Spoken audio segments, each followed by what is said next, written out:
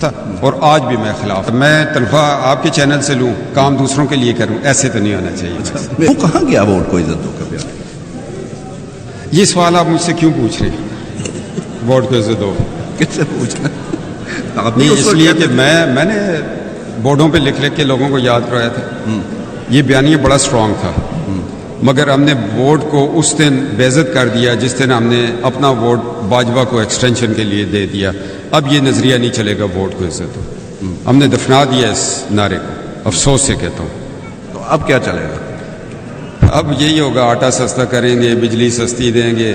یہ ہم ابھی قوم تو نہیں ہے ابھی بھائی جان. اور اس میں ذمہ دار کون ہے؟ شہباز شریف بھائی جان, اس میں ہر وہ مسلم لیگ کا بندہ مائنس پرویز رشید جس نے ووٹ نہیں دیا, جس نے بھی ووٹ دیا وہ مجرم ہے ووٹ کو عزت دو کے نعرے کا. یہ کوئی بات ہے یار؟ آپ لیڈر کے سامنے کھڑے ہی نہ ہو کہ نہیں سر یہ گل نہیں کرنی اسی. تسی تو سارے لالچی ہو, ٹکٹ مل جائے چاپلوسیاں کر لیے, گوڑیاں نو ہاتھ لا لیے, اسی ایم این اے بن جائیے اپنے پنڈ دے. تو کی فائدہ اس ایم این اے بنن دا یار, جب آپ نظریات کیا تحفظ نہیں کر سکتے تھے؟ قائد اعظم کے آگے لوگ نہیں کھڑے ہوتے تھے. سیدنا عمر فاروق رضی اللہ تعالیٰ عنہ سے نہیں پوچھ لیا تھا سلوار قمیض کیسے بنی؟ اچھا تو یہ میاں صاحب کو کہنا چاہیے تھا کہ ووٹ ایکسٹینشن کو ووٹ دیں, ان کو بھی تو نہیں کہنا. میں داتا ضرور بیٹھا ہوں, نہیں کہنا چاہیے تھا. وہی شخص جس نے ان کو للکارا تھا, ان کو ورگلایا گیا ہے, ان پہ جھوٹ بولتے ہیں, ان کے ساتھ کے ساتھ فراڈ کرتے ہیں میاں نواز شریف کے ساتھ. قسم خدا کی اس پاکستان کو اگر نواز والے وہی ہیں جو ادھر سے جاتے تھے, جی میں ان کے نام لیتا ہوں اور میں نام لیتا ہوں. ورگلانے والی وہی ٹیم ہے جو جا کے گھوڑے پڑ دی, میاں صاحب اس طرح کر لیے تھے, ہو جائے گا. وہ اور دستے نہیں تھے آگے کہنے جو بھی ہے وہ نواز شریف صاحب کو بتانا چاہیے کس نے یہ غلط فیصلہ کروایا. 28 نومبر کے بعد حکومت ملی, پہلے آپ کے پاس حکومت نہیں تھی.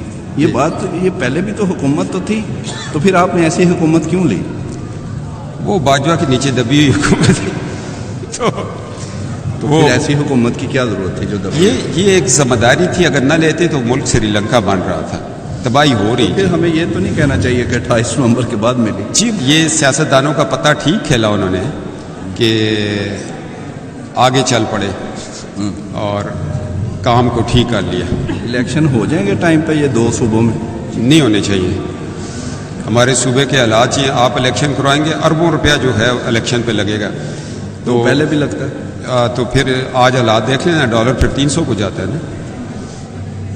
بات تو یہ. تو پھر اکتوبر میں بھی الیکشن نہیں ہوں گے؟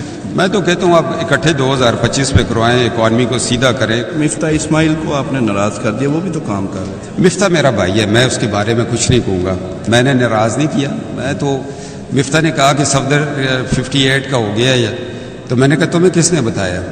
تو میں نے کہا میں نے ریزائن نہیں کر دیا. میں کہا ایک بھائی کا دل نہ دکھے, تو میں نے یوتھ کو چھوڑ دیا. شاہد حقان عباسی وہ بہت عظیم انسان ہے, شاہد حقان عباسی.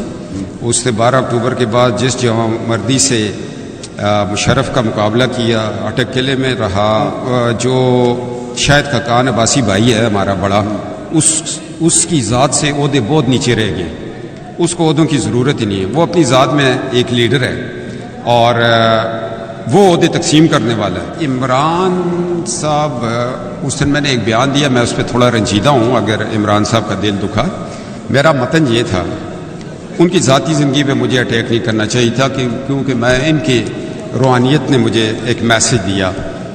ہر ایک کی زندگی میں کمی پیشی ہوتی ہے, ہمارے اندر بھی ہیں. کوئی تنظیم سازی میں پھنس گئے, کوئی ننگے پکڑے گئے, کوئی ننگے ہوتے پکڑے گئے.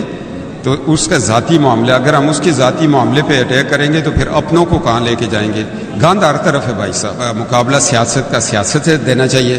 اگر وہ بندہ اس پہ انگلی اٹھا سکتا ہے جس کا اپنا کردار جو ہے وہ اتنا صاف ہو, وہ اس کو کہے کہ ہم کس منہ سے کہیں, ہم نہیں. تو پھر جب میں بات کرتا ہوں تو مجھے لوگ پیغام دیتے ہیں بھائی جی وہ اس کے بارے میں کی خیال ہے, پھر آنکھیں شرم سے جھک جاتی ہیں.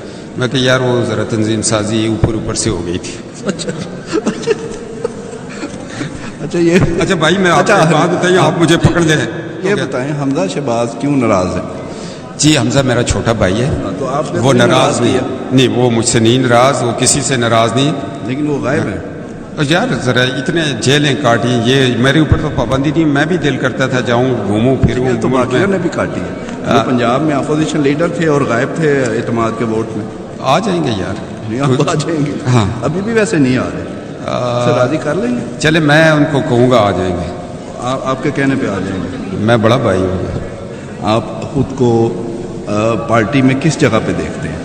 بھائی صاحب میں کسی جگہ پہ نہیں دیکھتا اپنے آپ کو, نہ میں کبھی زندگی میں خواہش کی ہے.